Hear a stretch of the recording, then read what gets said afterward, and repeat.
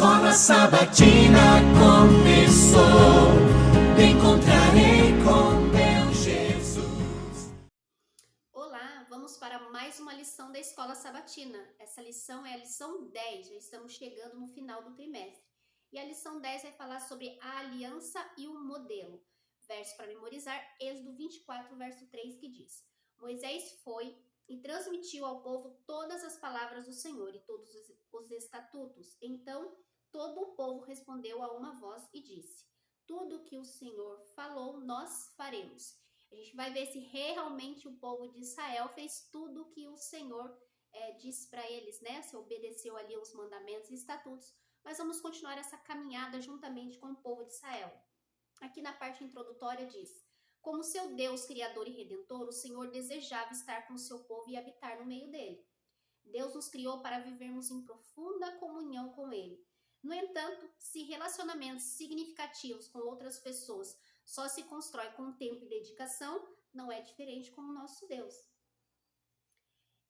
Essa pode ser uma experiência edificante, de muito crescimento, mas somente se passarmos tempo com Ele. E esse tempo é através do estudo da palavra, da oração e de testemunhar, passar adiante aquilo que Deus tem feito na nossa vida. O foco deve estar em Deus, não em nós mesmos.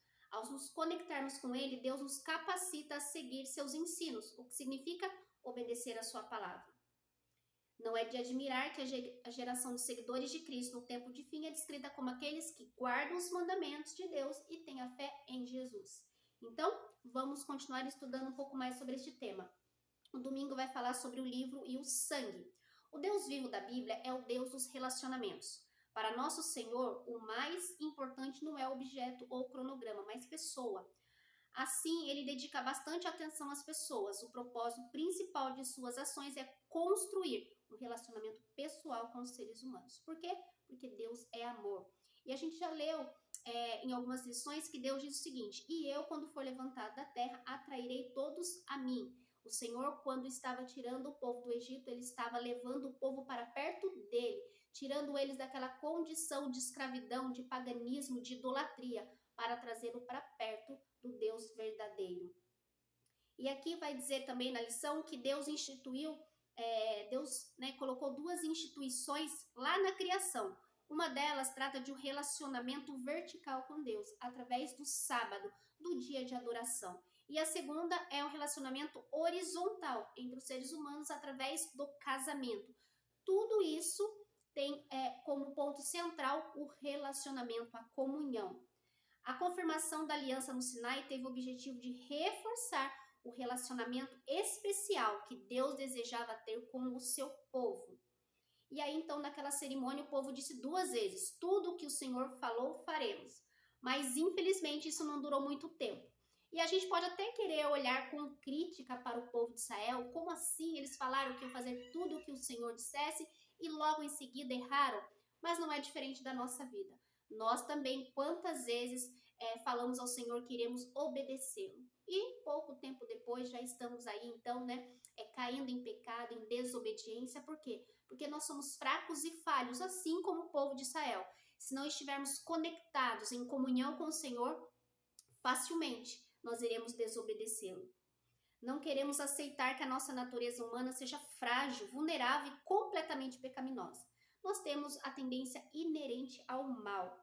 Então, para sermos capazes de fazer o bem, isso não está dentro de nós, mas vem de fora. Então, nós temos que buscar isso do alto, através do Espírito Santo, do poder de Deus. E sem um relacionamento pessoal, isso é impossível. Por isso, precisamos nos conectar todos os dias, todos os momentos com o nosso Deus. Segunda, vendo a Deus. Após o firme restabelecimento da aliança com Deus, Moisés subiu novamente ao Sinai. E ele não estava sozinho, ele levou 73 líderes com ele. Para os líderes, aquela foi a experiência suprema. Eles viram Deus, chamado então de teofania. E duas vezes o texto destaca essa realidade surpreendente. Foi também um momento para que os líderes, comendo juntos, selassem aliança com Deus. Foi um banquete e o Senhor foi o anfitrião. Os líderes foram muito honrados por Deus. E aqui a lição vai falar que no Oriente Médio, o ato ali de comer não é simplesmente sentar, comer, matar a fome e ir embora, mas tem um simbolismo muito forte. Ali trata de comunhão, de relacionamento. As pessoas não comiam apressadamente como nós hoje no século XXI fazemos, né? Estamos nos alimentando, estamos conversando, estamos trabalhando, não estamos nem olhando para o prato de comida. E não era assim. Todas as vezes que eles comiam junto, isso se tratava de algo muito íntimo e muito pessoal. Por isso que negar uma refeição, convite a uma refeição, era um insulto para eles. Era como se a pessoa não quisesse um relacionamento, não quisesse uma intimidade, não quisesse ali então selar, né, a comunhão. Imagina quantas vezes nós, como seres humanos, estamos negando estar em comunhão com Deus através deste momento de estarmos conectados com Ele, de comermos na presença dEle. Quantas vezes o Senhor nos apresenta a mesa, é o nosso anfitrião, e nós negamos isso porque estamos muito apressados para as nossas tarefas. Então nós precisamos aprender que precisamos ter tempo, mas tempo de qualidade. Não é correndo, mas é um tempo de qualidade. Terça, poder para obedecer. Em 3 ocasiões, os israelitas declararam fervorosamente que obedeceriam a Deus. A obediência é importante, mesmo que a Bíblia ensine que nós, seres humanos, somos frágeis, deteriorados e pecadores. Essa triste verdade foi revelada não apenas na história do antigo Israel, mas pela história de todo o seu povo. Então, como conseguiremos, na verdade, seguir a Deus fielmente? Como podemos fazer isso? A boa notícia é que o que Deus ordena, Ele mesmo nos capacita a fazer. Essa ajuda não está dentro de nós, mas vem de fora, permitindo-nos fazer o que Deus requer. É obra de quem? Dele próprio. Olha que interessante. Deus, Ele quer a nossa obediência e Ele provê um meio para o qual nós iremos obedecê-lo. No cerne de seu resumo teológico, Ezequiel deixa essa verdade bastante clara. Somente Deus pode realizar um transplante de coração. Ele remove o coração de pedra e coloca um coração de carne sensível, né, a ouvir a voz de Deus. E Josué lembrou ao seu público: vocês não têm condições de servir ao Senhor. Somente por meio dele, do Espírito Santo, é que nós podemos obedecer ao Senhor. Podemos decidir seguir a Deus. Esse é nosso papel. Temos que fazer a escolha de nos render a Ele, no momento a momento, dia a dia. Isso é diário, não fazemos isso uma vez na vida. E isso porque não temos o poder de colocar em prática nem mesmo nossa escolha consciente de servir. Mas quando entregamos nossa fraqueza a Deus, Ele nos tornará fortes. Paulo disse: quando sou fraco, então eu sou forte. Então eu preciso reconhecer que em mim eu não tenho condições de servir a Deus, de obedecer a Deus, de estar ao lado dele. E devo entregar essa fraqueza ao Senhor e pedir o poder do alto, pedir ao Espírito Santo que me capacite a obedecer ao Senhor. A ênfase está na ação de Deus. Porei dentro de vocês o meu espírito e farei com que andem nos meus estatutos. Guardem e observem os meus juízos. Mas antes de fazer com que a gente ande nos estatutos e guarde os juízos de Deus, ele disse que vai colocar o Espírito dele em nós. Sem o Espírito Santo, não teremos capacidade alguma em nós mesmos de obedecer. Então, nós precisamos reconhecer que precisamos do Espírito Santo de Deus. A obediência, ele é um dom de Deus. Então, assim como a salvação também é um dom divino. Então, devemos clamar do alto essa ajuda. No meio de seu povo, Deus ensinava por vários meios. Um deles era o santuário. As cerimônias apontavam para Jesus e ilustravam o plano da salvação, que seria executado por Jesus séculos depois. Então, o nosso Deus é o melhor professor pedagogo que já existiu. Ele, então, manda Moisés construir o tabernáculo, o santuário, para que, de forma didática, ensinasse o povo o plano da salvação. E ali, então, eles executavam tarefas diárias para que isso ficasse em sua mente, eles entendessem, compreendessem o plano da salvação. E o santuário, ele trata de Jesus, da obra e do ministério de Jesus. Tudo no santuário aponta para o Cordeiro de Deus que tira o pecado do mundo. Então, a construção do santuário não foi conforme Moisés queria, mas conforme Deus o havia mostrado. Os israelitas deveriam fazer oferta voluntária para a construção do santuário. Todos eles ofertaram. Moisés teve que construir o tabernáculo de acordo com o modelo que Deus havia mostrado. O santuário terrestre teve sua função até a morte de Jesus, porque após a morte de Jesus, se você ler essa passagem, diz que após a morte, o véu então do templo foi rasgado de cima a baixo, separando ali então, mostrando o Santíssimo, aonde só o sumo sacerdote entrava. mostrando que então, a partir daquele momento, não precisava mais daqueles rituais, não precisava de sacrifício de animais, porque o verdadeiro sacrifício, a verdadeira oferta já havia morrido pelo pecado da humanidade.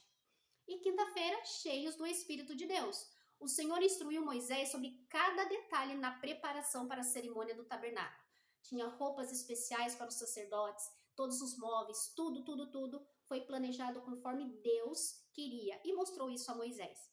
E pela primeira vez nas Escrituras, nós lemos que Deus encheria alguém com seu Espírito. Olha só que interessante. O que significa? Aqui vai falar o nome de algumas pessoas que foram ali então separadas para realizar o serviço no templo, na questão da construção ali dos materiais, dos utensílios que foram usados, dos tecidos, de tudo que foi feito. Bezalel foi capacitado para realizar uma obra artística no tabernáculo. Ele foi enchido, ou seja, capacitado com novas habilidades que ele não sabia. Entendimento, conhecimento necessário para executar aquele trabalho. Além disso, Deus deu a Aholiabe e muitos outros artesãos o mesmo espírito para auxiliar nessa tarefa. Mais uma vez, olha só que interessante. Então, Deus passou uma ordem para a construção e ele mesmo deu os meios para que aquelas pessoas pudessem fazer. Nelas não tinha este dom, mas o Senhor a encheu com o teu espírito e deu o dom que elas precisavam. E muito interessante como Deus trabalha, né? Deus apenas precisa do nosso sim. O restante tudo ele faz, ele capacita, ele orienta, ele então nos dá a capacidade de obedecê-lo, tudo através do seu Santo Espírito. Nós precisamos apenas ceder à vontade de Deus, dizer sim ao Senhor, nos colocarmos à disposição dele. No meio de toda essa criatividade, o sábado é apresentado como sinal que Deus santifica os fiéis. Isso significa que a observância do quarto mandamento está associada com a santificação. Deus disse: também lhe dei os meus sábados para servirem de sinal entre mim e eles, para que soubesse que eu sou o Senhor que os santifica. Quando você guarda o sábado, separa este dia especial, você está se separando para a santificação. Isso é muito importante. O sábado é um lembrete de que o Senhor não é apenas o nosso Criador, Redentor e Deus, mas também que Ele é santo. Ele transforma as pessoas por sua presença, por meio do seu Espírito e de sua palavra. Crescemos para refletir um caráter de amor, bondade, altruísmo e perdão. Só podemos fazer isso através da influência do Espírito Santo de Deus. A maior dádiva que Deus deu a Moisés foi o Decálogo, os 10 mandamentos. E ele próprio escreveu nas tábuas.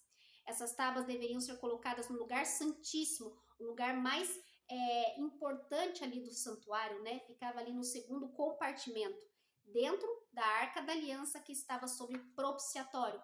Então, a tábua dos 10 mandamentos foi guardada ali na Arca da Aliança. Como Deus pensou nos mínimos detalhes e revelou isso aos seus filhos e chegou este conhecimento até nós para que nós também fôssemos abençoados. Amém? Vamos orar?